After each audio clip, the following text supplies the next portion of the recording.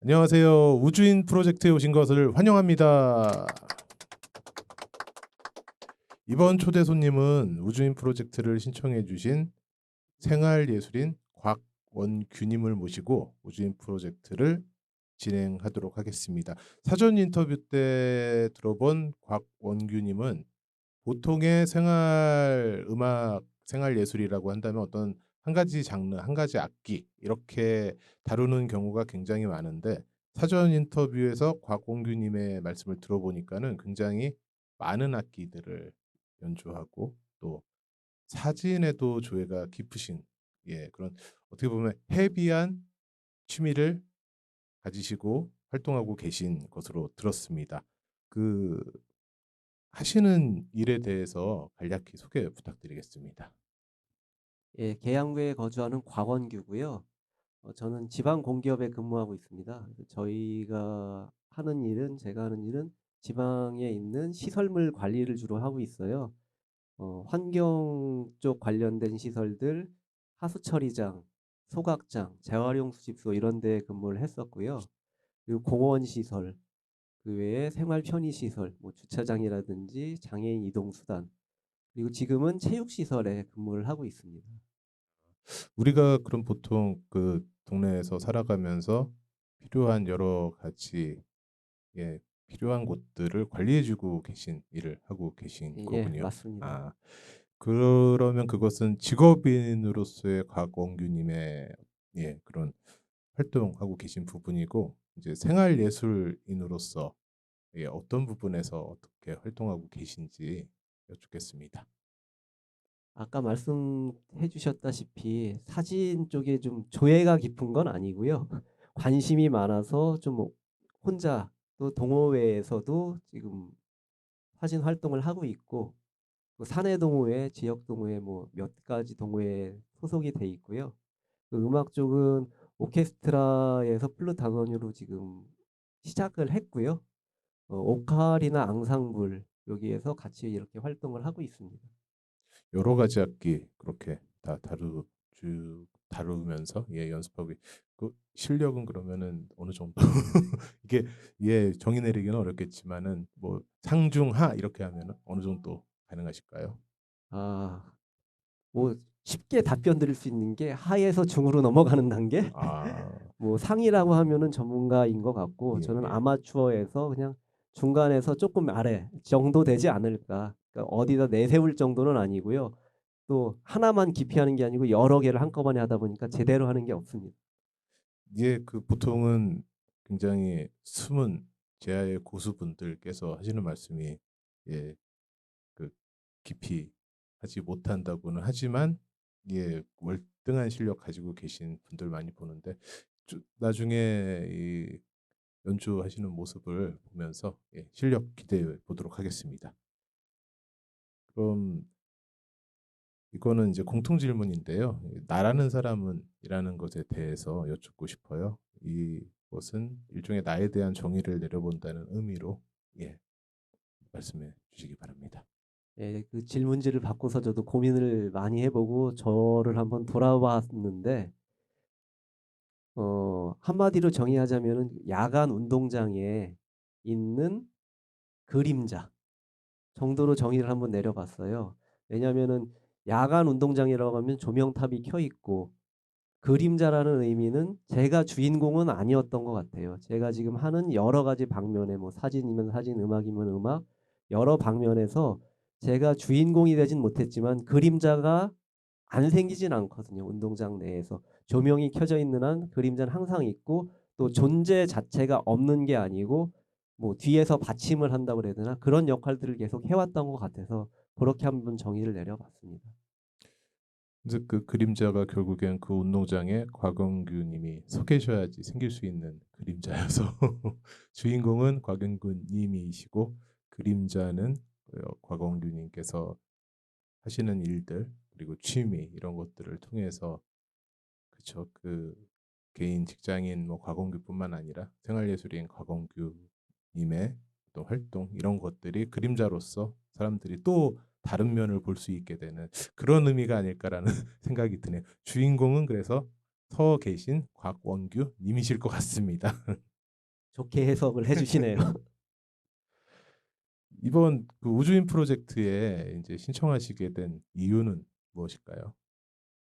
아, 우주인 프로젝트의 제목이 먼저 저를 빠져들게 만들었어요. 내 삶의 음악 아카이빙이라는 제목이 나의 삶과 제가 생활해 있는 상황과 좀 많이 맞았던 것 같고, 또 거기에 내용을 보니까 발성 코칭을 받고 음악을 제가 공연을 하고 또 그거를 믹싱을 하고 유튜브에 올리는 과정까지 제가 지금 관심을 가지고 해보고 싶은 일들이 그 안에 다 들어가 있더라고요. 그래서 다른 생각 안 하고 무작정 신청했습니다.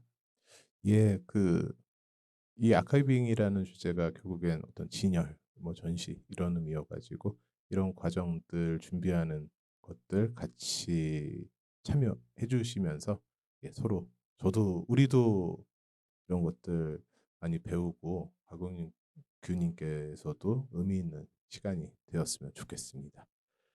그럼 본격적으로 그 생활예술인으로서 활동하고 계신 어떤 범위는 어느 정도일까요? 이 질문의 취지는 보통 취미로 한다 그러면 집에서 혼자 하거나 아니면 학원을 다니면서 배우거나 이런 것들이 있는데 그것보다는 좀 더 확장된 활동을 하고 계신 걸로 들어서 예, 말씀 부탁드리겠습니다.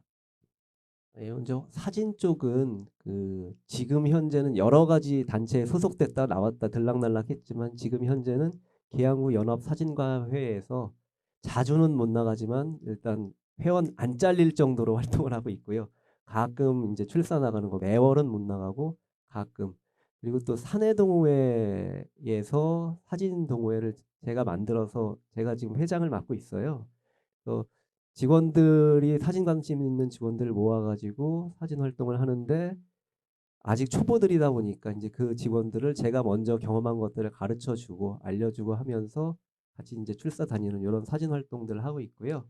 그럼 사내 동호회는 좀 적극적으로 하고 계신 상황이신가요? 사내 동호회도 적극적이라기보다는 일단은 직장에 소속이 돼 있고 제가 아까도 말씀드렸지만 제가 저희 시설에서 운영하는 사업장들이 대부분 주말에 일하는 데들이 많아요. 그러니까 많은 회원들이 같은 시간대에 모이기는 쉽지가 않아요. 그래서 뭐 계양구 연합사진과에 출사 나갈 때 이쪽은 쉬고 만약에 이쪽이 나간다고 그러면은 뭐 다른 쪽은 쉬고 이렇게 지금 교대로 나가는 정도로 활동을 하고 있습니다. 그 음악 쪽으로는 어떤 어, 음악 쪽에 본격적으로 이제 발을 담근 거는 오카리나 앙상블 쪽에 오카리나를 배우려고 시작을 해서요.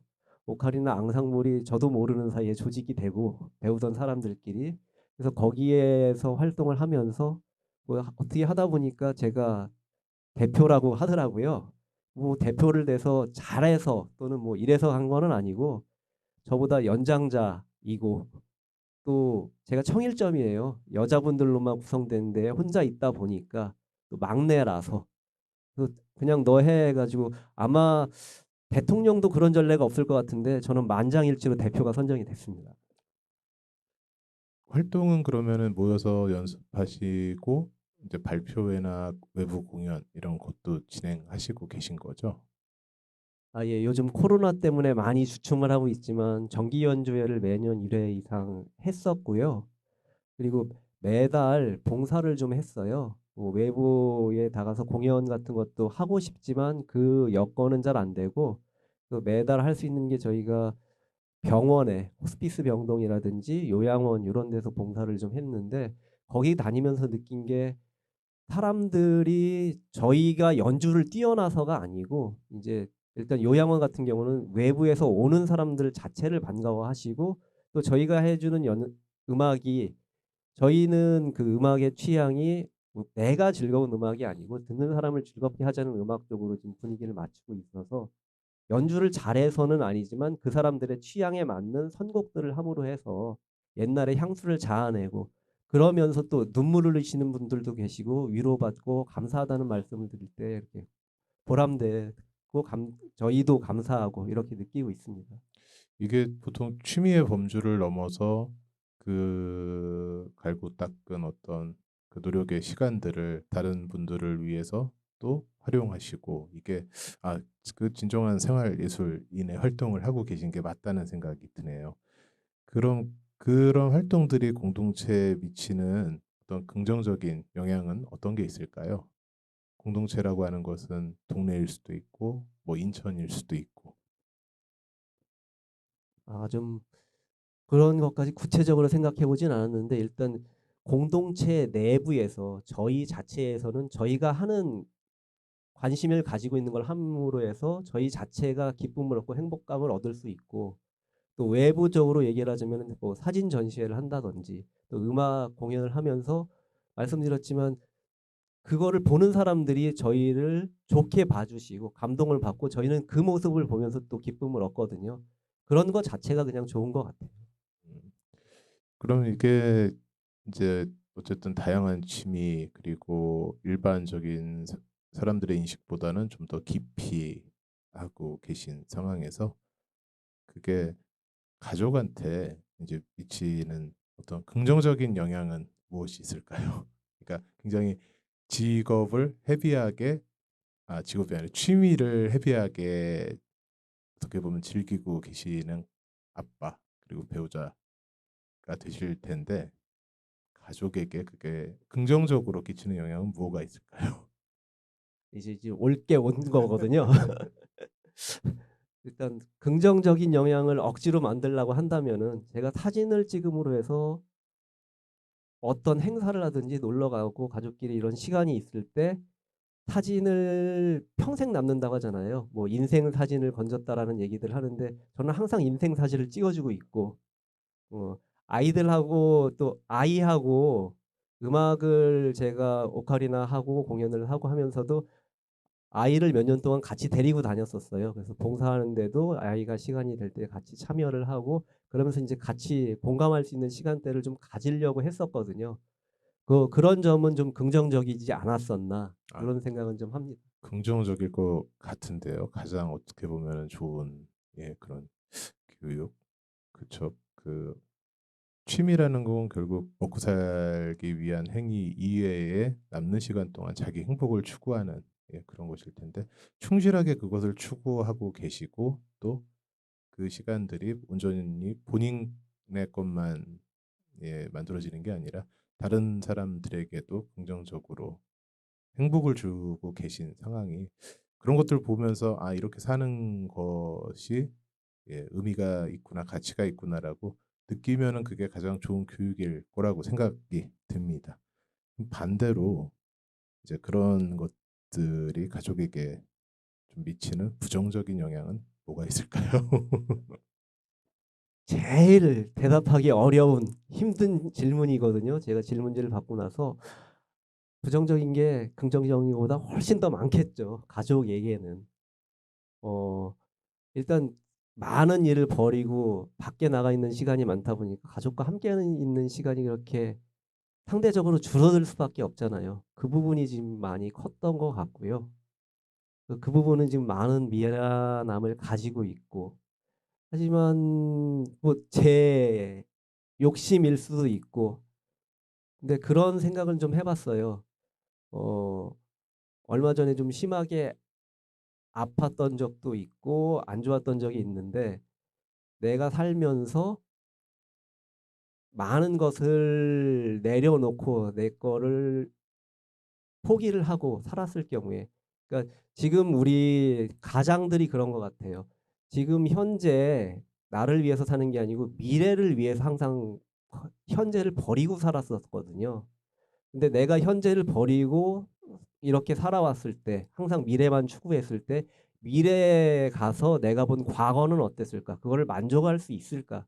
이런 생각을 좀 해 봤어요. 그러면 그 과거에 대해서 미래에는 행복할지 모르겠지만 지금 현재는 많은 불행을 안고 가는 거거든요. 그래서 '현재와 미래를 같이 만족할 수 있는 삶이 바람직하지 않을까.'라는 생각을 해서 가족들한테 미안하지만 또 그런 부분들을 같이 채우려고 노력을 다른 방면으로 좀 해야겠죠. 예. 그런 지금 어중간한 상황입니다. 이게 그 다음 질문이 이제 생활예술인을 아빠로 남편으로 둬서 "이건 좋아."라고 좀 주장하시는 바를 말씀해 주십사 질문을 요청드렸었는데, 그게 좀 지금 말씀에 비춰 보면은 결국에는 보통 가정이라는 것이 바쁘게 돌아가고, 그러니까 아이가 어릴 때 이럴 때는 바쁘게 돌아가지만 아이가 크고 각자의 어떤 영역이, 시간적인 영역, 뭐 물리적인 영역, 이런 것들이 생겼을 때는 좀 소외되고, 이런 것들이 현대 사회의 문제 중에 하나라고 그렇게 많이 말들 하는데, 이런 어떤 좀 취미 활동이 그런 것들, 그렇게 미래에 일어날 수 있는 그런 상황들을 예방할 수 있다라는 취지로 말씀해 주셨다고 이해하면 될까요?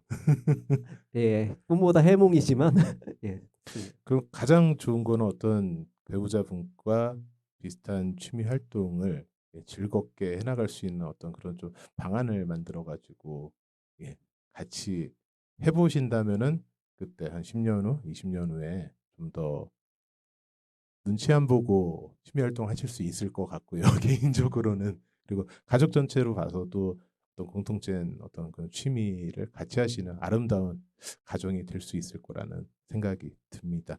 분명 그렇게 준비해 가실 거라고 생각이 들어서요.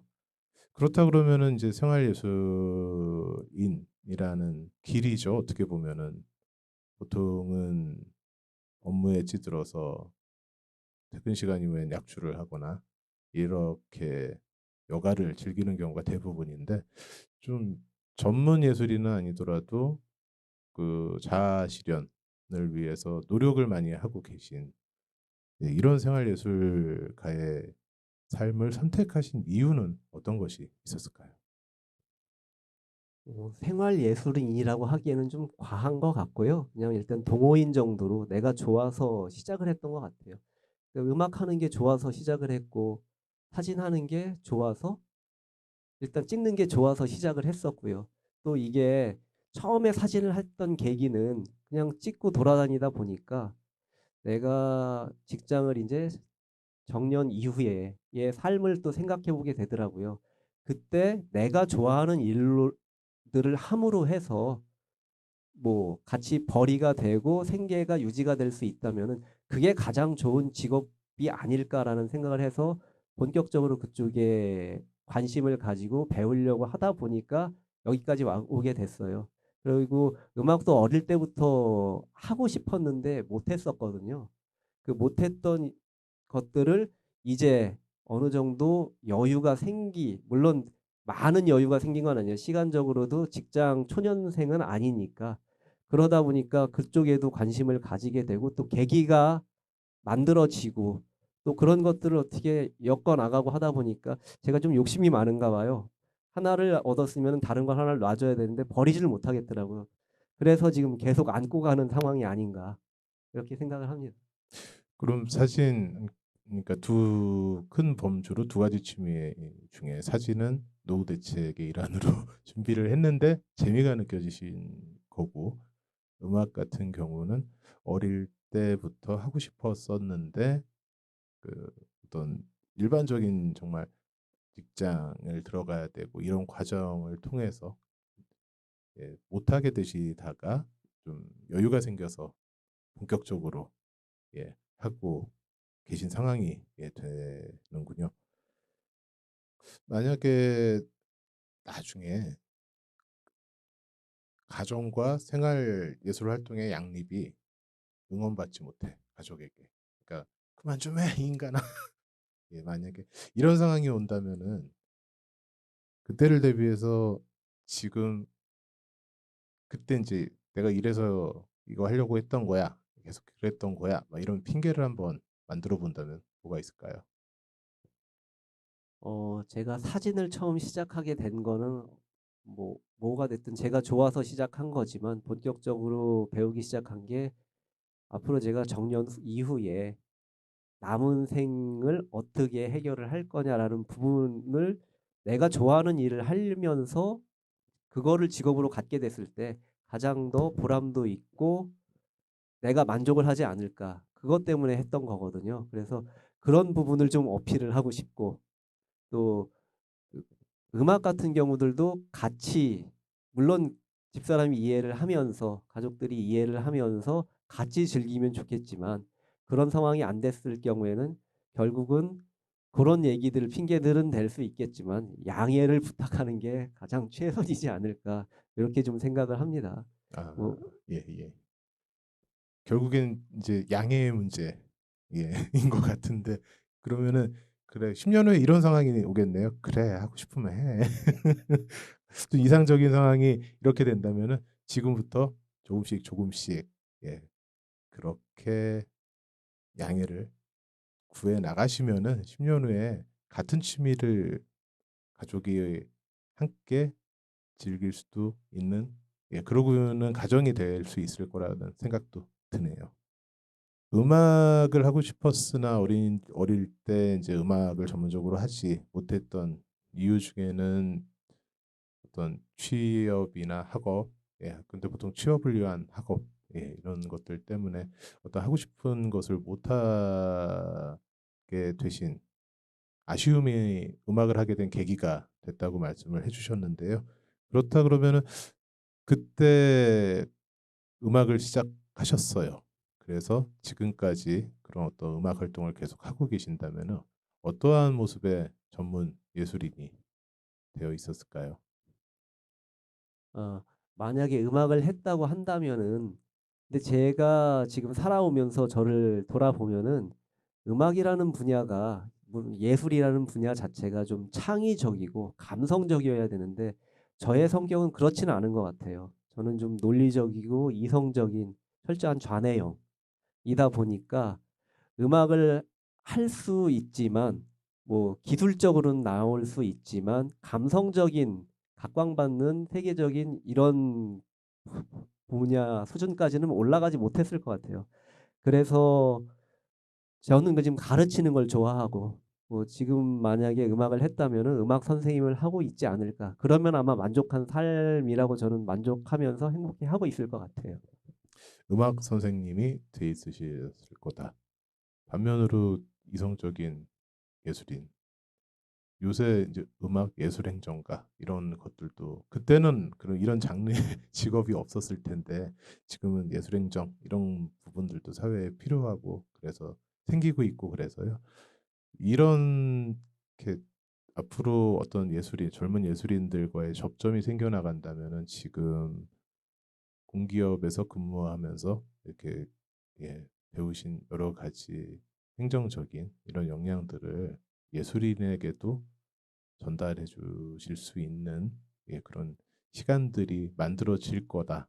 그리고 예, 그렇게 좀 해주십사 부탁을 드리고 싶은 생각이 듭니다.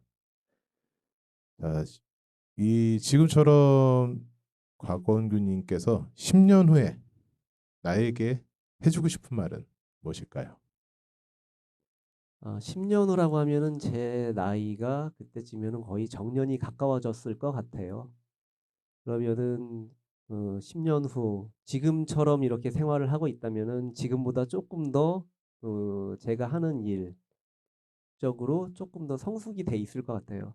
아까 뭐 중에서 하 사이라고 했다면은 그때는 중간 정도는 가 있지 않을까. 제가 10년 동안 계속 노력을 한다면.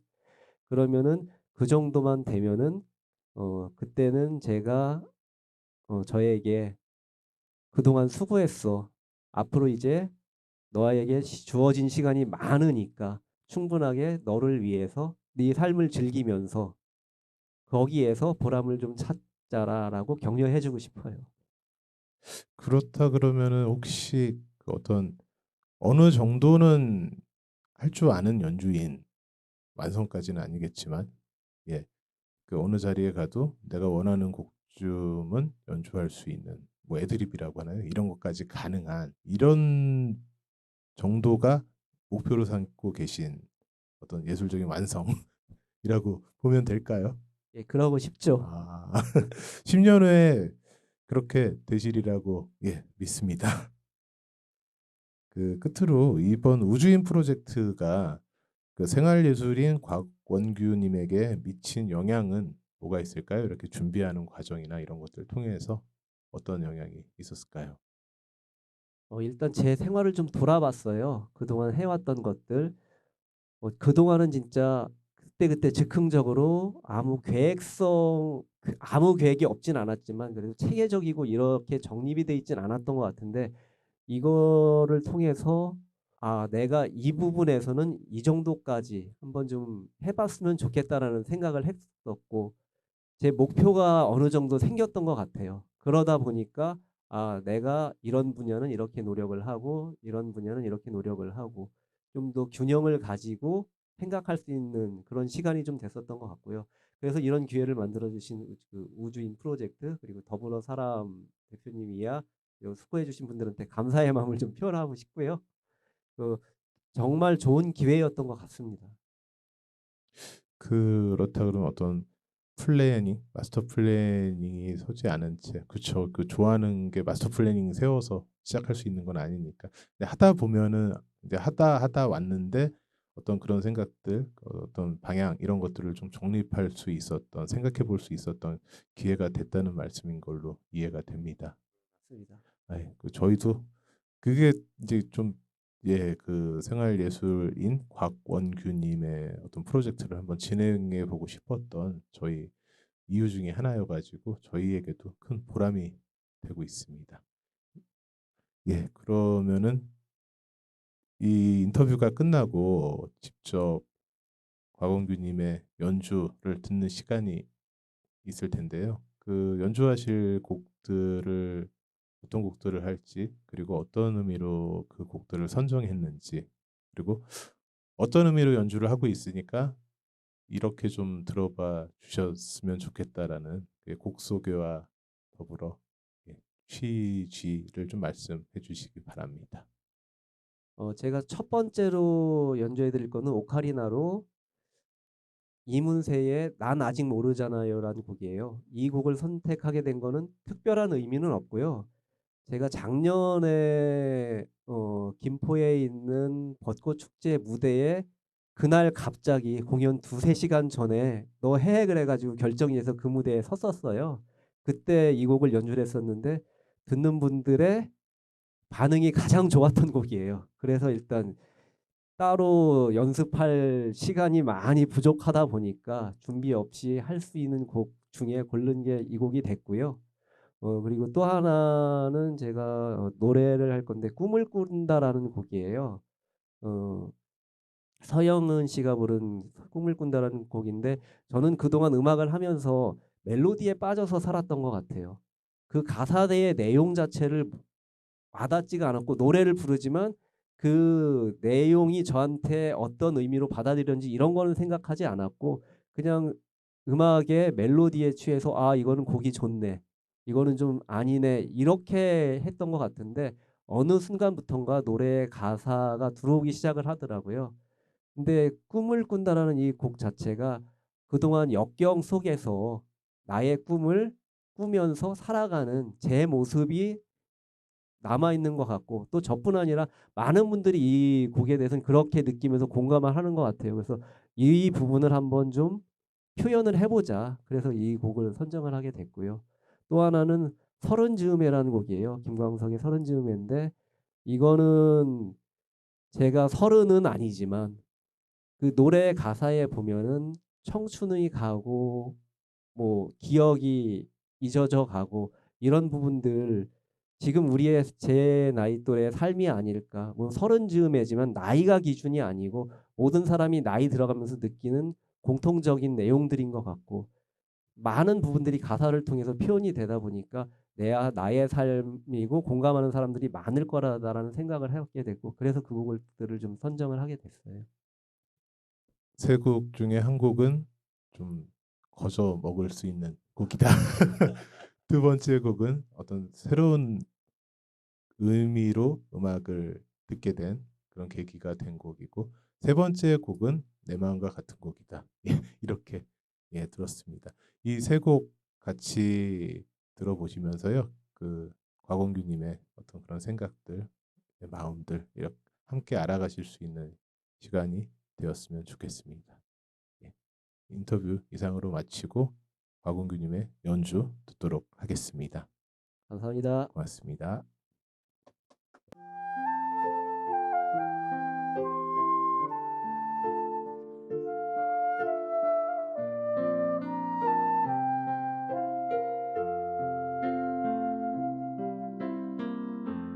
때론 마음 먹은 대로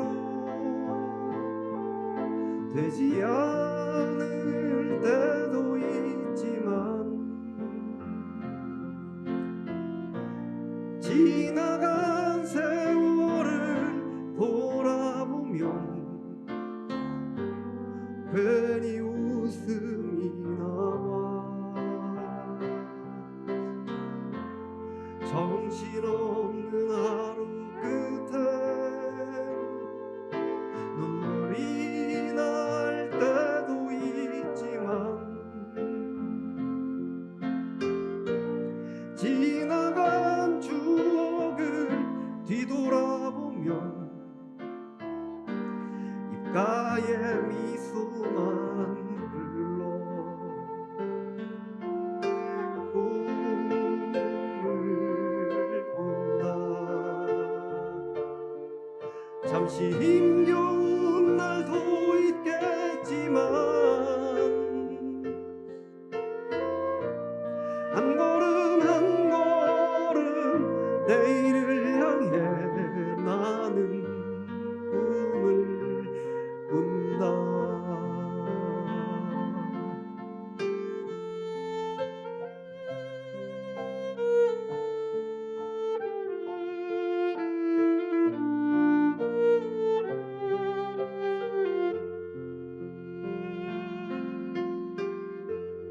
혹시 너무 힘이 들면 잠시 쉬어 가도 괜찮아.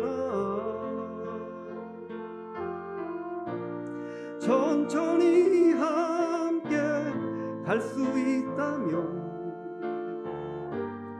이미 충분하니까.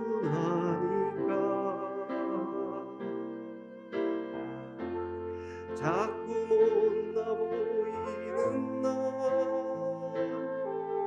맘에 들지 않는 오늘도 내일의 나를 숨쉬게 하는 소중한 힘이 될 거야.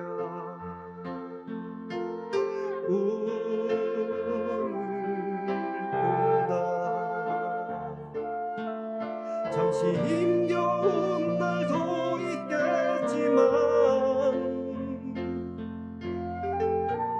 한 걸음 한 걸음 내일을 향해 나는 꿈을 꾼다.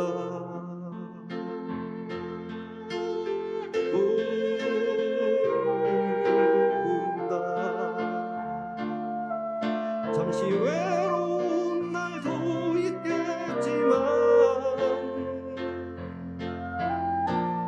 세월이 흘러서 시간이 가면 모두 지나간다.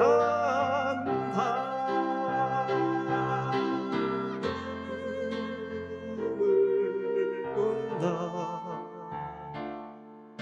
잠시 힘겨운 날도 있겠지만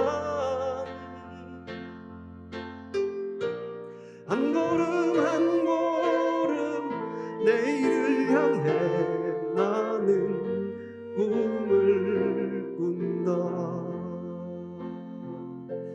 행복한 꿈을 꾼다.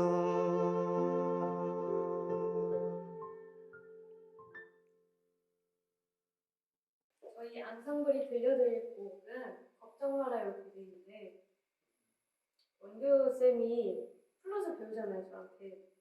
근데 이 가사 중에서 그래요 아무 걱정하지 말아요 우리 모두 서울에 합시다 이 노래가 있어요. 근데 플룻을 배우실 때도 되게 참 많아 보이세요. 그래갖고 제가 말씀드렸었잖아요. 걱정하지 말라고 그냥 편하게 부르라고. 그 뜻에 이 곡을 선정을 했어요. 그리고 여태까지 하고 싶으신 거 편하게 하시라고 마음대로. 그래서 이 곡을 들려드릴게요.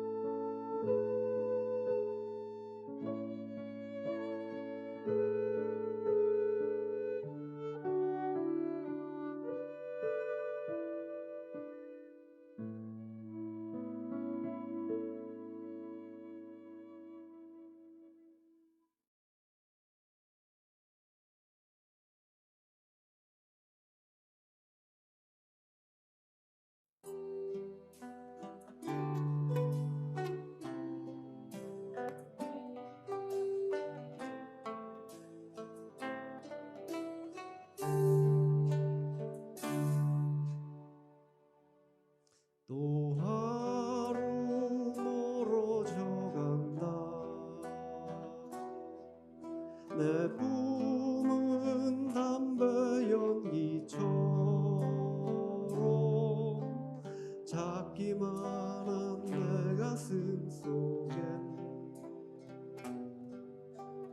무얼 채워 살고 있는지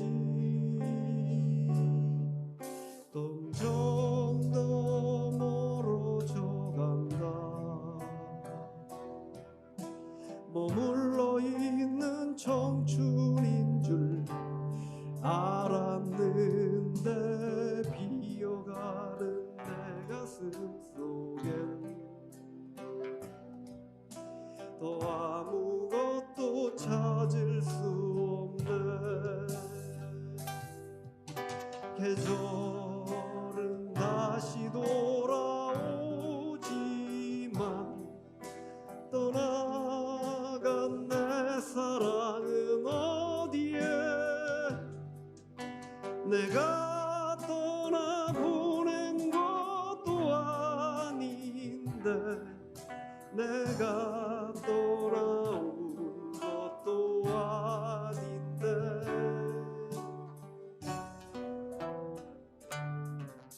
조금씩 잊혀져 간다. 머물러 있는 사랑인 줄 알았는데 또 하루 멀어져 간다. 매일 이별하며 살고 있구나. 매일 이별하며 살고 있구나.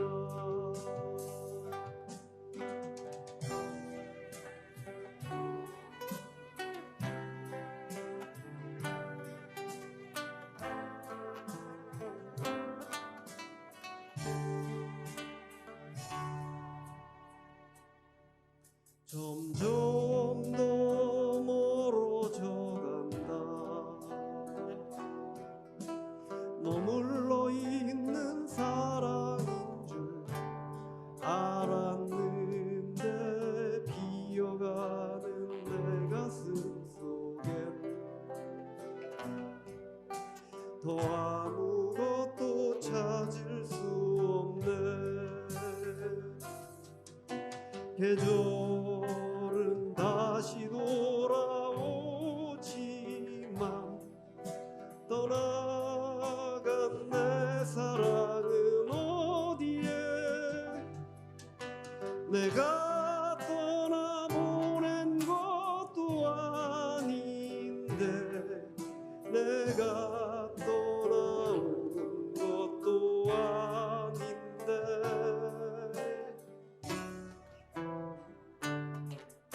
조금씩 잊혀져 간다.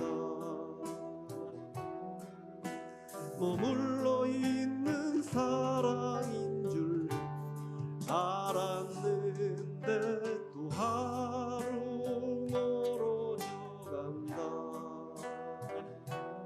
매일 이별하며 살고 있구나. 매일 이별하며 살고